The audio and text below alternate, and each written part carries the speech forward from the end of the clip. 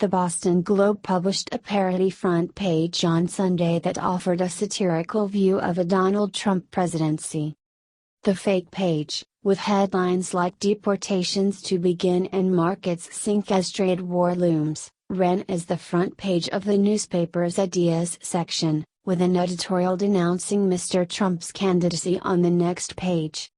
The spoof, says the editorial, was intended to take Mr. Trump's rhetoric and his policy positions to their logical conclusion.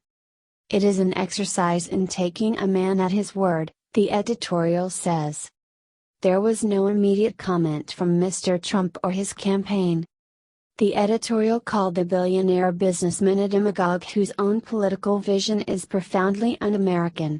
And it cast his closest rival for the 2016 Republican nomination, Senator Ted Cruz of Texas, as equally extreme and urged Republicans, at the party's nominating convention in July, to draft a plausible, honorable alternative, suggesting House Speaker Paul Ryan or former Governor Mitt Romney of Massachusetts.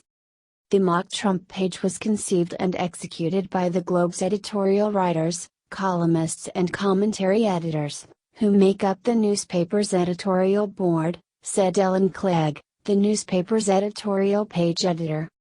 Ms. Clegg stressed in a telephone interview that the front page parody does not involve our newsroom.